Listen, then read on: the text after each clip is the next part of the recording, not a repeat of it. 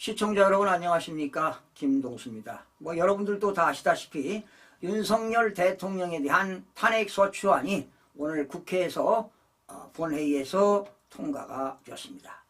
현직 대통령에 대한 탄핵안 가결은 지난 2004년에 노무현 대통령 그리고 2016년도에 박근혜 대통령에 이어 이번 윤석열 대통령이 헌정사상 세 번째 탄핵을 당했습니다. 자, 이로 인해서 이제 국회가 탄핵 소추를 헌법재판소에 청구할 거 아니겠습니까? 그렇게 되면 헌법재판소가 180일 이내에 인용할 거냐, 기각할 거냐, 각하시킬 거냐를 결정하게 됩니다. 만약에 인용이 된다면 윤 대통령은 박근혜 전 대통령에 이어 임기 중에 파면이 되는 두 번째 대통령이 될 것이고, 만약에 각하나 기각이 된다면 다시 대통령으로 복직하게 되는 것입니다. 여러분, 윤석열 대통령 탄핵안은 오늘 본회의 제적의원 국회의원 300명이죠. 300명입니다. 자, 그런데 300명 전원이 참석했네요. 그리고 찬성표 204표, 반대 85표, 그리고 기권 3표, 무효 8표로 가결이 되었습니다. 여러분, 헌법에 의해서 탄핵이 가결이 되려면 제적의원 300명 중에서 3분의 2, 200명 이상이 찬성해야 되는데 이번에 204명 찬성으로 가결 정족수를 넘겼습니다. 그런데 자, 204명이 가결을 했지만 그 중에는 가짜 국회의원이 몇 명이요? 52명이 있기 때문에 이거는 반대입니다. 탄핵 가결하는 반대입니다, 여러분. 국민의 이름으로 가결된 것을 반대하는 겁니다. 무효입니다. 자, 범야권 192명이 탄핵 찬성 의사를 밝힐 점을 고려하면 부결 당론으로 유지한 국민의힘에서 찬성 이탈표가 12표가 나온 걸로 보입니다. 그리고 기권과 무효로 11명도 국민의힘에서 나온 걸로 본다면 결과적으로 몇 명입니까? 23명이 반란표를 일으켰습니다. 이렇게 추정이 됩니다. 자, 그런데 이번 윤석열 대통령 탄핵 소추안 내용은 뭐냐? 국민 주권주의 그리고 권력 분립의 원칙과 헌법과 법률을 위반한 비상계엄이 탄핵 사유로 적시가 되었습니다. 그래서 나는 탄핵 소추가 성립이 안 된다고 보는 겁니다. 그 이유는 뭐냐? 주권주의 권력 분립의 원칙, 즉 상권 분립의 원칙인데 헌법과 법률을 위반했습니까? 여러분, 탄핵을 시키게 되면 헌법과 법률을 중대하게 위반해야 됩니다. 중대한 사건으로 위반해야 돼요. 그런데 여러분, 윤석열 대통령은 국가 기능이 마비되니까 부득불 개헌법에 의해서 헌법과 개헌법에 의해서 헌법과 법률인 개헌법에 의해서 비상계엄을 선포했습니다. 이거는 대통령의 고유견환이고 대통령의 통치행위입니다, 여러분. 여러분, 헌법학자들한테 한번 물어보시기 바랍니다. 그래서 이 탄핵소추안도 사실은 내용이 부실하다 이렇게 보는 거고, 가짜 국회의원 204명이 가결 찬성을 했는데 52명이 가짜 국회의원이기 때문에 이건 무효라 이 말이야. 무효라. 국민의 이름으로 무효시켜야 된다는 겁니다.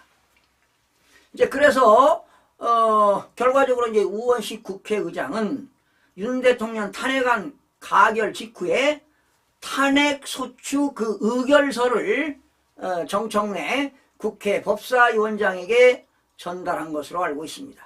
이제 정청래 법사위원장은 탄핵소추 의결서 정본과 사본을 각각 어디로 보냅니까? 헌법재판소로 보내고 대통령실로 보내는 것입니다. 그래서 윤 대통령이 이날 국회로부터 탄핵소추 의결서를 전달받았지요. 전달받게 되면 즉시 대통령의 직무가 정지되는데요. 7시 24분에 대통령실로 보내져 왔기 때문에 7시 24분 현재 대통령의 직무가 정지가 되었습니다. 그래서 권한대행은 한덕수 국무총리가 대통령 권한대행을 맡게 되는 겁니다. 만약에 한덕수 총리가 야당의 탄핵소추로 만약에 또 탄핵소추상에서 직무가 정지가 되면은 그때는 누구냐? 대통령, 국무총리, 권한대행 이어서 경제부총리입니다. 최상목 경제부총리 겸 기획재정부 장관이 대통령 권한을 하게 됩니다. 자, 여러분, 지금 대통령이 탄핵소추 결의안이 통과되어서 직무가 정지되었다고 해서 대통령이 아니라는 게 아닙니다. 대통령 신분은 유지가 되는 겁니다. 오해하시면 안 돼요. 대통령 신분은 유지가 되고 단지 국가 원수로서 행정부 수반의 권한이 정지되는 겁니다. 직무가 정지되는 것이지 대통령 신분은 유지가 되는 것입니다. 자, 그렇게 되면 한 총리는 탄핵안 가결 이후 어려운 시기에 오로지 국정을 안정적으로 운영하는 데 온 힘과 노력을 다하겠다고 밝히기도 했습니다.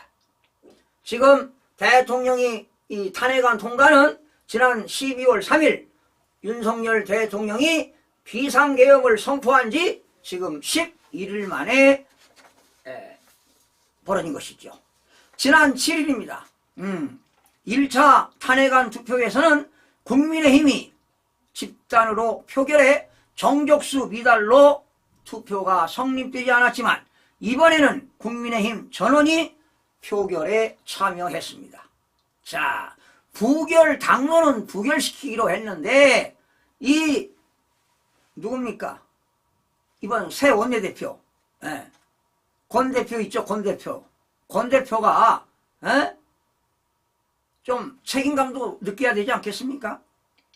좋아요. 그러면 헌법재판소는요, 헌법에 따라 탄핵소추 의결서를 접수받게 되면은 헌법재판소는 180일입니다. 6개월 이내에 대통령 탄핵 여부를 결정해야 됩니다. 만약에 인용이 되면 대통령 옷을 벗는 거고 헌정사상 두 번째로 옷을 벗게 되는 거고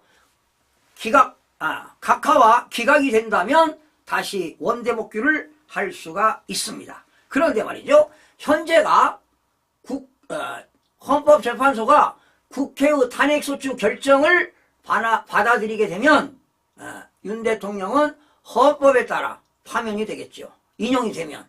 그렇다면 다시 60일 이내에 대선을 치러야 할 것입니다. 헌재가 기각할 경우 탄핵안은 즉시 파기가 되고요. 윤 대통령은 국정에 복귀할 수가 있다는 것입니다. 자, 헌재가 만약에 파면을 결정한다면 결정 시기에 따라서 내년 4월, 늦게는 8월에 조기 대선을 치를 수도 있습니다.